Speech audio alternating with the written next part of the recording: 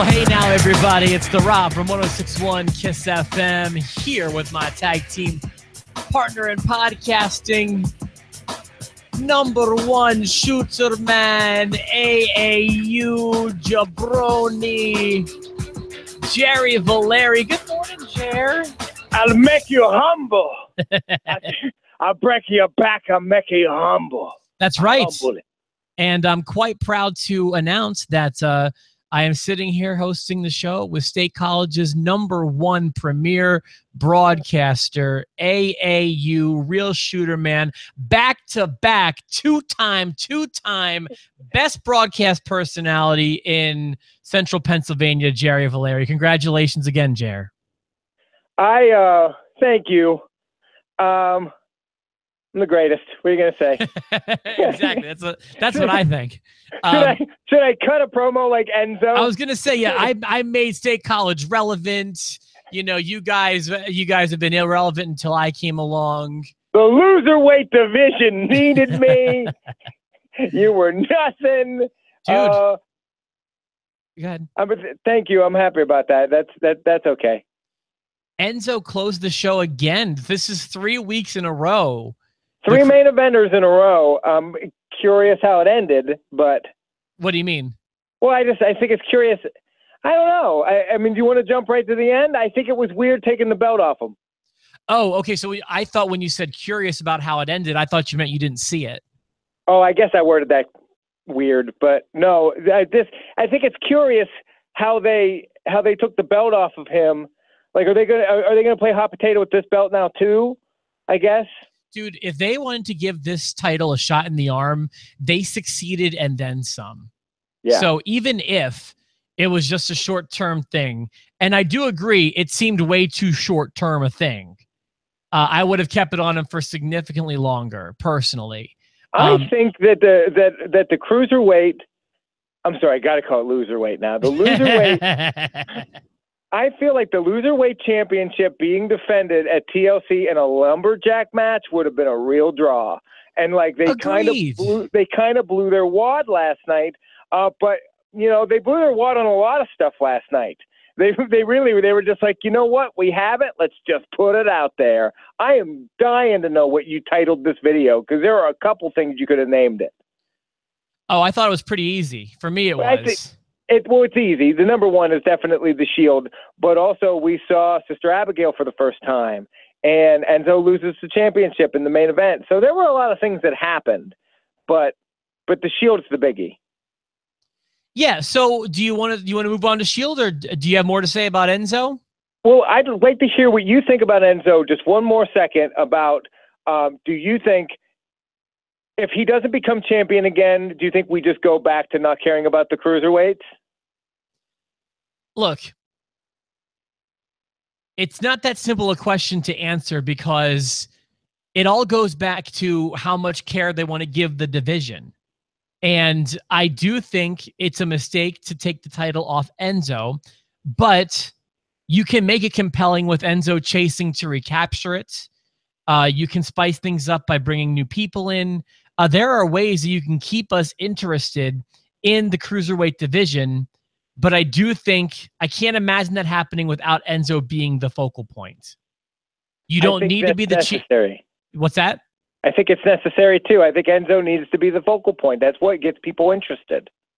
Yeah, but again, I mean, it could be somebody different. You know, and I also think that. You know, throwing just a random cruiserweight match in the middle of Raw isn't helping them. If you're going to do cruiserweight stuff that doesn't involve Enzo, I've watched the past 205 Lives, and there's a lot more personality on that show and a lot more characters than they'll ever let you see on Raw. So I don't know why instead of just giving us a weird, random, thrown together tag match, they don't show us a little more of what they're actually doing. Like Jack Gallagher and Brian Kendrick have a really compelling story going on right now, and you don't really know anything about it. And that's just what it comes like. It kind of goes back to what I was saying. It just depends on how much care they want to give it. And with Enzo, they're handling with care. With everybody else, not so much. so much. So that's what that boils down to. But I do think that it was a good position for him. Again, 3 weeks in a row, he's done a great job in the main event. I thought the Lumberjack match, the Lumberjack match, at least back in the day, not so much here lately, but the Lumberjack match used to be kind of a overused, unnecessary stipulation just because we need another stipulation. This was a great example of a time when it was used right. It's when everybody outside the ring is pretty much just as important as everything going on inside the ring. You know, he's managed to piss off a whole division of people. So it made a lot of sense to put those people outside. Yeah, it was kind of like a Lumberjack feud because each week they all end up lumberjacking around the ring anyways. Correct. So that made a lot of sense to me. I was happy with that. There was one thing I hated. If you want to take a stab at it, maybe you can figure it out. Go ahead, let me know. I simply wrote down why I hate wrestling. Something happened that just shows why I hate wrestling. Something that happened during the show or during that segment? During that segment. I couldn't even guess it. That absurd superplex to the outside. Oh my gosh. Yeah. It's just, dude, I mean, like, I know that Indy popped big for it, and I know they started chanting that this is awesome, and I get why they were excited, but for me and what I like out of wrestling, it's just, and I know we were getting into this on the post show a little bit yesterday. I know with Mike, we had, I guess, slightly differing views about what we expect out of wrestling as far as realism goes. And I understand that I have my opinion and other people have theirs. This is not what I want out of wrestling. It looks so fake when all these guys gather around just for a moment. The fight broke out outside just for a moment so that they could all get gathered round so that Kalisto could superplex Enzo into a crowd of people safely, and it looked awful to me. Not the superplex itself, but just the way everyone was gathering to catch him. And I think it's just a level of perspective, though. It's how much are you willing to allow yourself to forgive? How much disbelief are you willing to suspend? You are willing to suspend less disbelief than me. I with things like the Hell in the Cell and setting up big spots, I'm okay with letting some of it go and having it look a little fake. With you want less of that. Indie people with like the hand grenade stuff and just the scripted gymnastics makes me crazy. That's too much for me. I don't enjoy that. That's too fake for me. Everybody's got a level of fake. Last night, listen, it's going to come up. Kelly ruined the middle of Raw for me because she decided to come downstairs and sit just in time for her to make fun of the Bray Wyatt thing the whole time. Like, she just made fun of it like crazy. And she made fun of Braun Strowman, and she made fun of the Shield, and she just was making fun of everything. And I was like, why are you in this room? Why are you sitting here now? You clearly don't like it. I'll watch it on my phone in the bathroom if I have to get away from this negativity. So people have different levels of what they do and what they don't like in wrestling. I think that I don't mind that spot, the big super duper plex, but I can see why it makes you nuts because it's over your line. Yeah, it's way over my line. You're right. And and Mike used the term yesterday in the post show, because wrestling, and that's right. I mean, I know if you sit and think about it, I don't make any sense either because it all looks really fake. And like, I get that, but there's just a level that I know it when I see it. It's like Indecency. You can't define it. I just know it when I see it. And I know when my head dings because something really dumb happened. And I was getting those dings all throughout the Shane McMahon's match on Sunday. And I got that, well, I'll just say one time I got a big ding last night with that superplex. You know, it'd have been one thing if like maybe there was a whole bunch of fights happening all throughout that match outside the ring, and then it just kind of, so they all flocked there right at the right moment. It looks so dumb to me. I hate it. Well, the one thing that I don't like about the whole thing is that if you do watch 205 Live, and I don't know if I'll watch it again this week. I don't know. It wasn't great last week. Like, welcome, it doesn't have me as hooked as it needs to have. Welcome to the Kalisto era. Yeah, right. So, well, what I wanted to say was, they all work together on Raw, and then 24 hours later, they're back to hating each other and feuding with each other and not getting along. And some of them actually get along with Enzo on 205 Live, but they don't on Raw. Like it's weird. Well, you know what I compare it to, I guess, is like, remember the NWO when they were new and fresh? And like, so the guys in WCW still had their angles, but they could all agree, we don't like the NWO. They could all come together for that. You know, maybe DDP and Sting still had their feud, but the one thing they can agree on is we're WCW and we don't like NWO.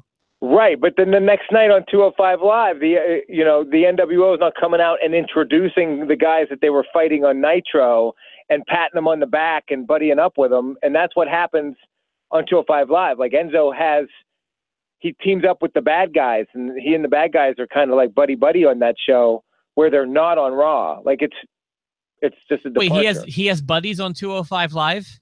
He's not buddies, but like he introduced, I forget everybody's name, but the one guy he made fun of for wearing cheap Versace the one week, he introduced him to come to the ring and fight someone else the next night.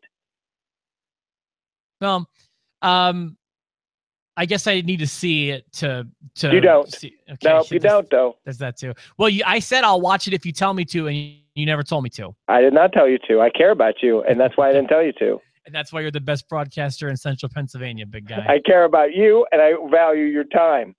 So, but by the way, can we go back to this for a second? Sure. Does your girlfriend make fun of wrestling while you're watching it? Is that a normal freaking thing? She has, but I wouldn't say it's regular for her. She doesn't enjoy it, but she gets why I do. She understands that Monday and Tuesday she's going to watch Netflix in the bedroom by herself. Post universe.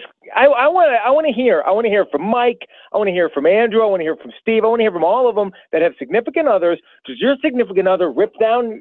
Because Kelly was like, "How many hours do you spend a week watching wrestling?" I was like, "Get out of the room. We're not having an intervention at the 10 o'clock hour, the top of the 10 o'clock. We're not having an intervention." You'll wait till Sister Abigail reveals herself before you tell me what you think about this. And I'm watching the Sister Abigail stuff, and I know that deep down it's corny as balls, and I can handle it, and it's not over my line. For wrestling, like I'm into it because I get the Bray Wyatt character, and I think they can do cool stuff with it.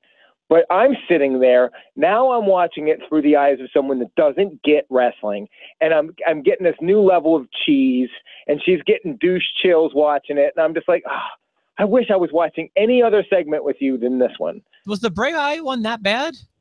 I didn't think it was, but it was, and he turns into a witch and starts talking in that witch voice, and I liked it, but Kelly didn't. And she made fun of it the whole time. But I mean, like, I know you guys aren't into horror movies like Brittany and I are, but like, it wasn't that much that much more far-fetched than anything you'd see in, like, I don't know, any given horror movie. She had one funny line. She was like, "Why is the guy in the rocking chair mad at the lead singer from Coldplay?" And I was like, wow, Finn really does look like the lead singer of Coldplay. Chris Martin, I think's his name. Chris Martin is his name, yes. So, okay, I never really saw that, but I guess I bet you Chris Martin could take Finn Balor, to be honest with you. I don't know about the Demon, but Finn Balor for sure. And I want to, now that we're talking about Bray and Finn and Abigail and Demon, I feel like, I don't know if I'll speak for myself. I'll say I was down on it, but maybe you were too. We were down on the angle after man-on-man Finn won. We thought that Finn should only win when he was the Demon and Bray. So they kind of had some sort of differential between the Demon and the man Finn. But now it seemed like maybe they had us on the string the whole time, because if this goes to revealing a new character for Bray, I feel like they made the right call, and I didn't have the foresight to tell where this was going. Yeah, I was definitely in the mood for what happened last night. I just wasn't in the mood to have to defend it. Yeah, and I get that. To answer your question, I guess, to be honest with you, Brittany doesn't do it that much, but we also kind of deserve it. You know what I mean? Like, think about it from her vantage point and how much their significant others love this this sports entertainment stuff. And I recognize it's dumb. You know? It's not, though. It's awesome. Everyone should love it. It is awesome, but it's also dumb. I just don't know how I'm going to explain it when Evan's older and doesn't like it anymore. If that happens and it's just me watching it, then I have no excuses. I have a feeling Evan's going to turn out okay. I think he'll be fine. That's just my opinion. So yeah, is there anything else about Abigail we should mention? I thought that was well executed. There were two ways they could have gone about it, and they could still, I guess. I prefer this option. I prefer Bray having an alter ego to there being a physical second sister Abigail. Absolutely. Yes, I agree. And if you remember, I think it was last week, it might have been 2 weeks ago, that's what I hypothesized. And then it kind of unfolded the way I was talking about. I kind of like when that happens. I feel proud of myself. But ow. I can't get a Lock of Destiny on a B show to save my butt. But sometimes every once in a while I'm good for stuff like this. You're great for looking ahead. So there was that. The Shield, and we should probably talk about the Shield. Yeah. Because, well, I mean, there was no surprise. They were ready, weren't they? They had T-shirts and everything. That was one of my notes. Was if they spontaneously reunite last night, which, by the way, I mean they really signaled for it at the end of Raw last week, so there were no surprises that they were going to reunite this week, even though it was supposed to be surprise. They popped like it was a surprise, at least. They didn't come out in Shield shirts the first time, but by the time their next segment rolls around, they're all shielded out, man. They were. I mean, and I like this shirt. I think it's cool. Each fist has their own logo on the hand. Yeah, I mean, I didn't even notice that, to be honest with you. It's a cool shirt if you like the Shield. I didn't watch wrestling when the Shield was at their prime, to be quite honest. I started watching again right around the time Seth Rollins turned. That's when he broke up the Shield. But I get that, you know, it's a nice little reunion. I think they're gonna have a nice run of it. You and I enjoyed going to a pay-per-view. We went to see Survivor Series when DX was reunited. You know, these reunited factions can work out sometimes. I don't think this is going to last very long, but I hope and pray that it does, because I feel like they might need some sort of restart, or maybe all three of them, but specifically Roman. Rollins and Roman have not enjoyed cheers that feverish in a while. Now Dean has, but he ebbs and flows. Correct.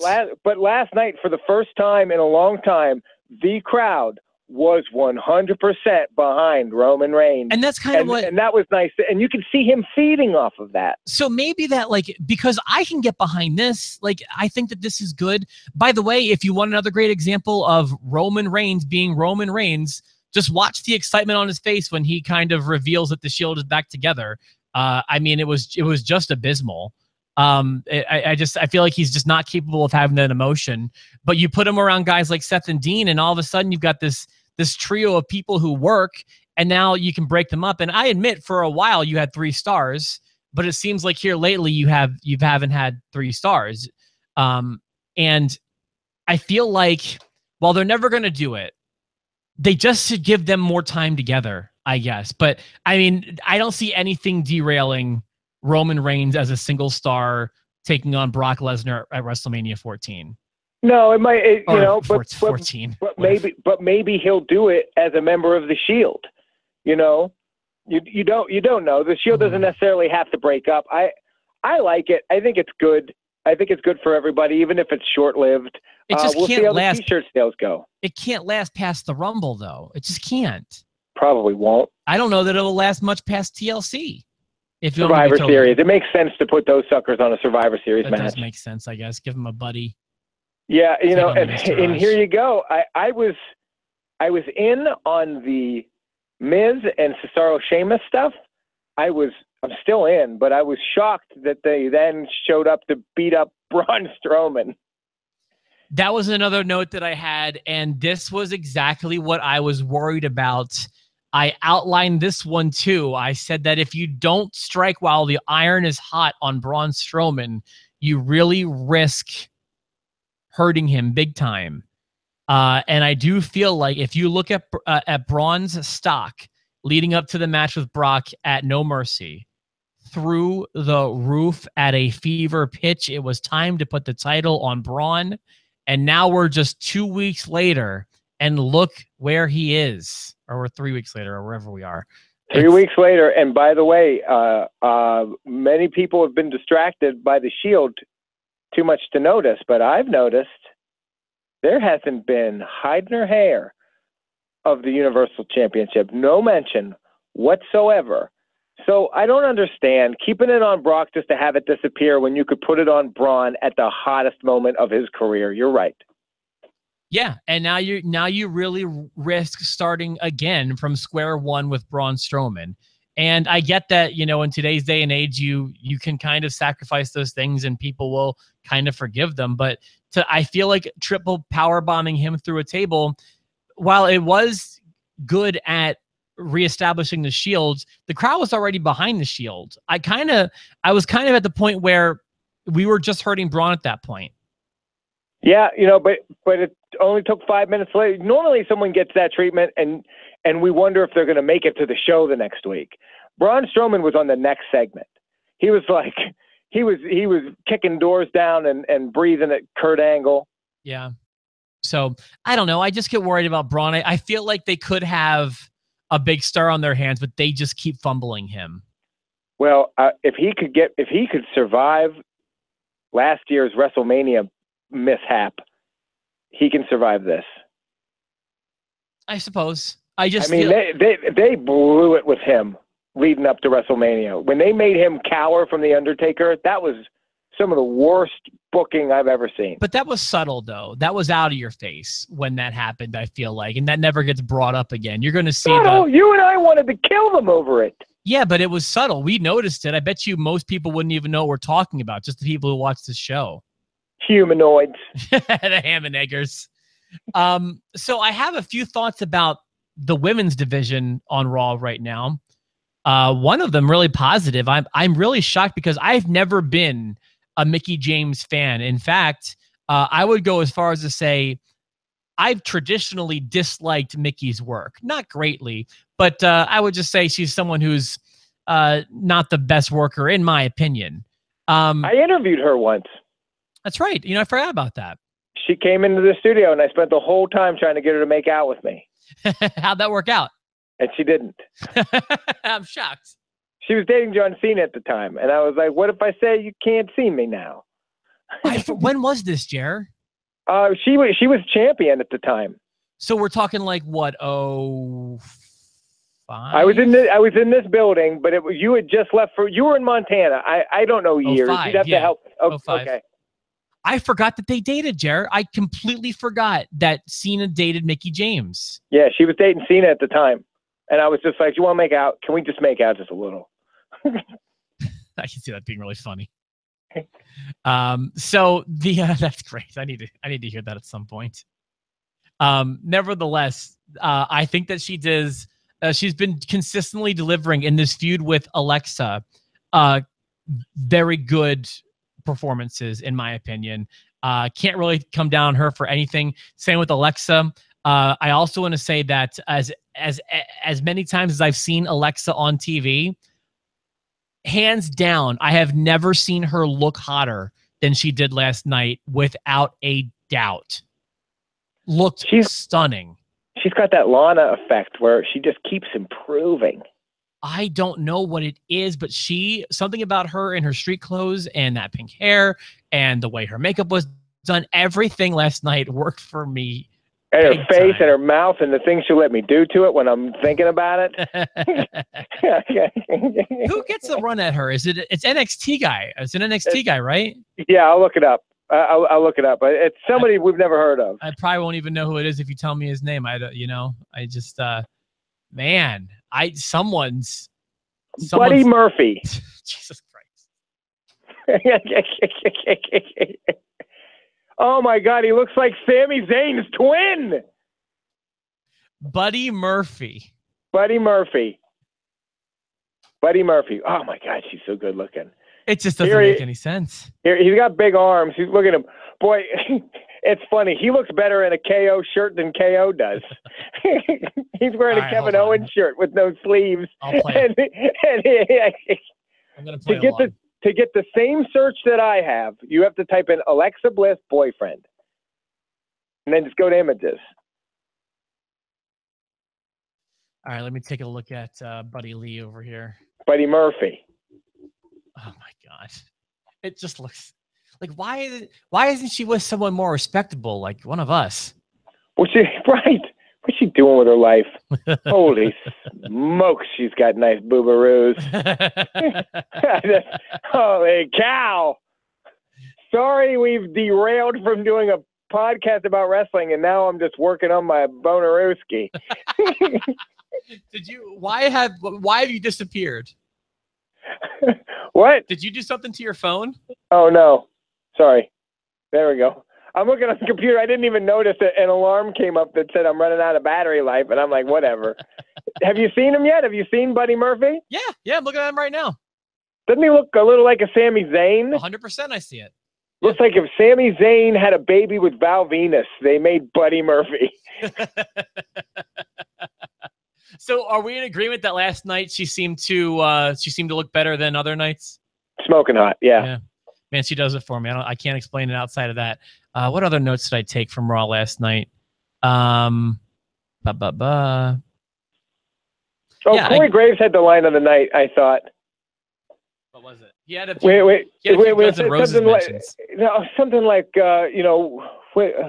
what would you do if Braun Strowman said he wanted to fight you right now? And they were like, well, what would you do, Corey? He's like, I'd go back to college. I thought that was funny. He's growing on me. I don't want to say that I'm a big fan of his. I'm not. But I'll admit he's getting better. He's gotten much better. If you look at who he started right around, if you look at the Otungas and the Byron Saxtons of the world, he's definitely improved the most. Oh, yeah, without a doubt. But he's still, like, so far away from, like, a Michael Cole, a Mauro Ranallo, a Jim Ross to me. I get to meet Mauro Ranallo. Did you know that? No, I didn't. He's come, he does stuff with Bellator. Yeah, I knew that. Bellator Mixed Martial Arts. Well, Bellator Mixed Martial Arts is coming to the Bryce Jordan Center here in Happy Valley. Their November 3rd Spike event is being televised from the Bryce Jordan Center. And I have meet and greets with the commentators and the Bellator girls. And so he's one of the commentators for the televised event, so I'm assuming I get to meet him. That'd be awesome. I'm going to wear a JBL shirt. I can't even think of a JBL shirt. I'd have to buy one. I'd have to find one and buy one. Maybe I'll just wear my Bruce Pritchard shirt, and he'll know that I like Bruce Pritchard, and he's best friends with JBL. Yeah, but you love Mauro. Why would you want to hurt his feelings? I do love Mauro. I don't know. I don't know why my first move is always to be a dick. I do believe that right now, do I agree with this or not? Well, my theory is that Corey Graves is a short-term buffer between JBL and Mauro Ranallo. I feel like if JBL leaves and Mauro Ranallo jumps right into that spot, it admits that the problem was JBL. So I think that they want to have some time to buffer between putting Mauro back on SmackDown and JBL leaving SmackDown. Does that make sense? It makes sense. However, Mauro's job wasn't taken by JBL. Mauro's job was taken by Tom Phillips. And so what do you do with Tom Phillips? No, you can have Phillips and Mauro there too. And make it a two-man desk. You want to be different? Make it a two-man desk. No, I feel like they need some color there. So personally, neither one of them bring much color to it. So I don't think that's going to happen. Or maybe you keep Corey there. I don't know. But I feel like they just want a good bit of time to pass between JBL and Mauro, because like I said, if Mauro jumps right in there the week JBL leaves, that's admitting that Mauro's problem was JBL. Did something happen with JBL? I know he left the reasons he gave for leaving, but what happened that he really left? You know, Jared, my understanding, and I thought I smelled a fish here too. I looked into it as much as I could. All I can seem to find is he was done. He was done. Okay. Yeah. unless they've done a good job of keeping something under wraps, or maybe the bully culture thing. They thought it was best to get him out of there. But from near as I can tell, it's sincere. He wants to work with the kids or whatever. I don't buy it, though. I'm with you. Something stinks. I don't buy it. I don't buy it for a minute. I don't buy it for a minute. I'm with you, Jer. Anything else from Raw we should mention, or you think that's about it? It was a good Raw. I enjoyed it. I thought SmackDown's going to have a hard time beating it this week. The way I summed it up last night was it was a decent 2017 Raw. I can be on board with that. I can totally get that, because some of the boring stuff is still okay. Like Elias and Titus was actually interesting to me last night. That was entertaining for what it was. Yeah. That I just like that it went somewhere. I like seeing Apollo Crews, get time on TV. Well, they've so fumbled him too. It's so frustrating. I see. I never appreciated him, so I don't see it as a fumble. I see it. I hate when people come out smiling. They come out smiling. Jason Jordan, boy, when are they going to realize they blew it on this one? I mean, they broke up a successful tag team to put the one guy back in a tag team, and now the other guy's kind of in a tag team. They seem like they do have no idea what they're doing with Jason Jordan, don't they? No plan whatsoever, and they've almost completely bailed on the whole Kurt Angle thing. Yeah, it's so weird, the timing of this. You're absolutely right. I feel like they're not past the point of bringing it back, but yeah, I feel like the one reason they're not burying him is because of the Kurt Angle thing. Yeah, I mean, they haven't given it much time, but listening to Bruce Pritchard's podcast has given me perspective into how Vince McMahon thinks. And he has said before that if Vince thinks that it's done, they're like, nobody cares, pal, we're moving on. And they'll just drop that storyline completely. Oh, sure. There's a track record of that. You know what? Real quick, a nugget I got that compelled me that I heard this morning that I haven't gotten out of my head yet. So I'm listening to the most recent one. They're talking about In Your House, Bad Blood. They're talking about the main event, which is the very first Hell in a Cell. You got Michaels and Undertaker. And they're talking about how Meltzer gave it 5 stars, which I don't think I agree with, but maybe at the time when it took place in 1997, I could maybe agree with. Yeah, you can't compare the first Hell in a Cell to all the other ones that came after it. Agreed. I'm not sure. It probably would have been north of 4 stars. I don't know about 5. I feel like 5 is a very special recognition that should be given out very rarely. He said that was the only 5-star match, the last one that they've had up until a 2011 match with John Cena and CM Punk. So there have been 0 5-star ratings from October of 97 until 2011 with a Cena Punk match. And I'm over here like, that just can't be right. That can't be right. Like, the one that comes to mind first, I know you love this match, is Angle and Michaels from WrestleMania 21. And I marked out so hard for that match. That was a wonderful match. They had a 5-star match. I feel like Foley and Triple H had a 5-star match at Royal Rumble 2000. There's a few more I can sprinkle in, like Triple H and Austin had 3 Layers of Hell match. I think there's something to the criticism with Meltzer that if those matches had taken place in Japan, it would have been 5 stars. I think a lot of people look to it and go, it's WWE. Yeah, I don't disagree with that. But all those matches I mentioned, I personally like better than the Hell in a Cell, and I don't want to crap on that first Hell in a Cell. It was awesome. But I just feel like there are a lot of matches that have taken place between that match and 2011 that were better, in my opinion. There's a handful of them. So just my opinion. I agree with your opinion. So that's just me. You want to wrap it up, Jer? Let's wrap her up. So congratulations again for being accurately described as the best broadcast personality in State College, Pennsylvania. I'm blessed to have you on the show. People in this town don't know what good is. That's why they vote for me. Well, they don't know what they're doing. I agree that they don't know what good is, but I do think you deserve that title. Thanks, number 8. So if you ever get a commencement speech, I think that you channel your inner Enzo and just remind everyone that you're there, not necessarily because you're great, which you happen to be, but because everyone else is just a loser weight. You loser weight division, you. All right, Jared. Thanks, buddy. See you, brother.